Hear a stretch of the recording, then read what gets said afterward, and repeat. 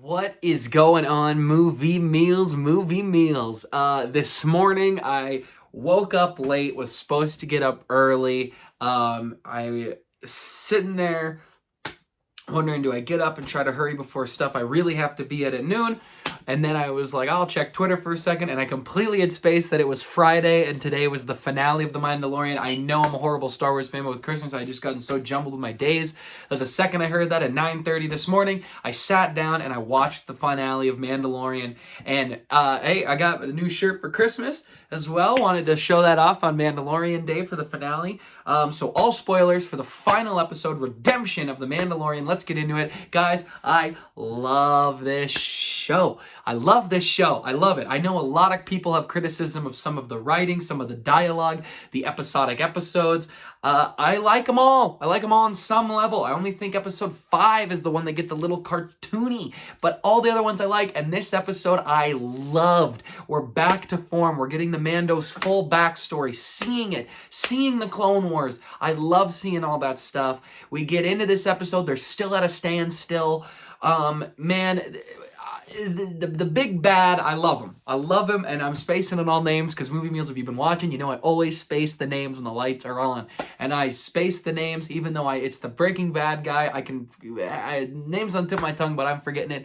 But man, both the character and the actor name, but he is incredible, and he does a great job. We see this great fight, this great battle. IG-11 comes in, is now a nursing droid. I loved all that stuff. I thought the humor worked for that. I thought it was awesome.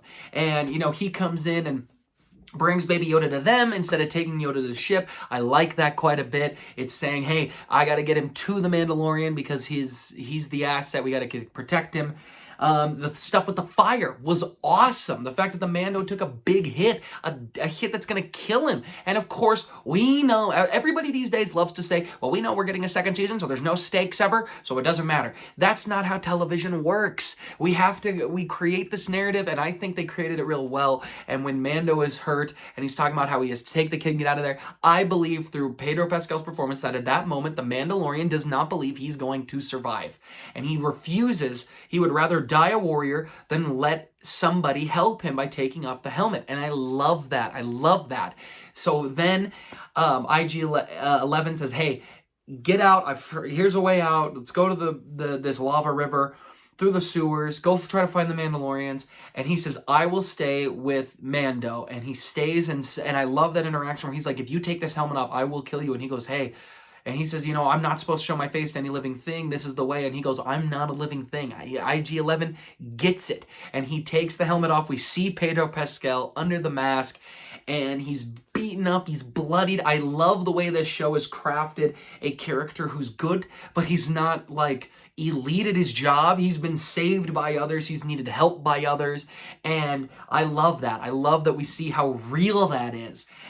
So he saves him, gets the helmet on. He says, this is going to help you right away, but it's going to take a little bit to kind of kick in before you feel a little bit better. And then eventually they meet the armorer Mandalorian again. I loved that whole sequence. I love her talking about it, saying, this is what happened. This is the way. This is what we chose to do. This is just how it goes. You make that decision and then you don't look back and regret it. And I loved that stuff. I loved her saying, I have to stay because I have to melt this stuff down to make it useful for more Mandalorians in the future.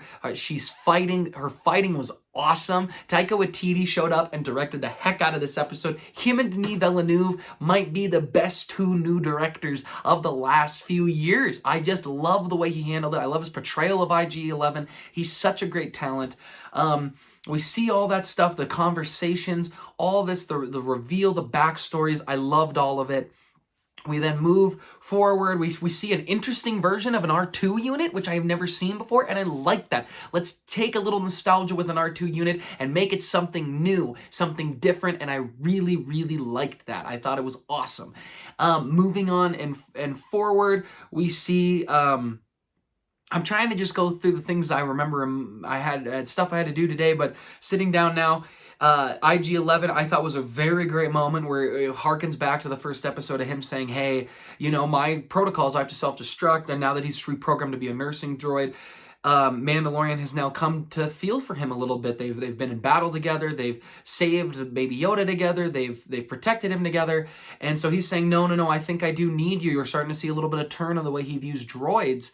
And he says, no, this is the way to free you. I have seen the statistics, this and the odds. This is the way to do it. And I love that he brings the self-destruct, that he walks through the lava and he takes everybody out. I love the TIE fighter coming in and Mando getting his jetpack, and all that sequence I thought was really awesome. I didn't think it was anticlimactic at all. I thought it was great Star Wars. This show is playing with your action figures on the playground when you were a kid. That's why this show is amazing, because it's going into the mind of a kid and saying, for this episode, what if they stumbled upon a village and did this? What if they found a baby Yoda? What if it's an amazing show, and I think it's really worked overall. Yes, there may not be an overarching narrative, and there may be a couple episodic filler type episodes, and that is okay because I had a lot of fun with them. We see this awesome, taking back, we see this awesome TIE fighter fight. I really liked that with him getting on there. We see it kind of transitions a little quick. It was a little wonky at the end where he transitions very quick and they're like, we did it, we saved the day. Gina Carano's character is staying, as well as Billy D. Williams' character is staying. And I love that whole conversation. I love that the Mandalorian armorist said, hey, this is the way. If you're not going to raise him, you have to take him back to where he truly belongs with his people. This is the way. And now we're going to get a real cool space adventure again, which maybe people won't like, maybe people will. I liked when he took time to bounce planets trying to protect him, but now we're on the hunt for where he came from, and I love that. Let's get into it, but don't give me too much. I still like Yoda's species to be very secretive, but I think we can get enough info. I love the reveal of the Force in this episode, where she talks about how in the past our people specifically had fought these enemies that used magic like this, and it's referred to as magic to them. And I really love that. It brings in the Mandalorian culture that Dave Filoni helped create so well. And then let's get into the big reveal at the end. All spoilers, the dark saber. We've been waiting for the dark saber. It's in live action. I loved that. I had a feeling he wasn't going to be completely dead when it fell, just because of the way the crash was and the way he reacted. I was like, oh, I think he's going to get out, take an escape pod or an ejection seat, whatever. And just the fact that he survived, and then you just see this thing come through, and at first I was like, what is that? And then all of a sudden it kind of turned, and he's starting to cut up, and I realized it's the dark saber. And I was sitting in my bed, and I stood up, and I lost my mind, because I've been dying to see it. I remember in Rogue One, they teased dark saber, the black saber. I love that. We've seen it in Clone Wars. We've seen it in Rebels. Dave Filoni says, let's bring it into live action and make it real. And now we know that this whole time, the dark saber had been out there even more. I mean, obviously Rebels and Clone Wars had told us that, but now we're seeing in live action that it is still moved on. It is in the hands of former Imperial people, and I love that. I love that we're getting more Force. I love the way the show's handled. I had a lot of fun with it. I really loved this episode. I can't wait to watch it again. Guys, what did you think? Please comment below. Let us know. Remember to like, subscribe, and share. Hey, they announced that The Mandalorian Season 2 is coming of the fall of next year. We do not have to wait that long, and I love that. But guys, as always, thanks for watching, Mom. And hey, we'll see you next time, guys. This is the way. I have spoken.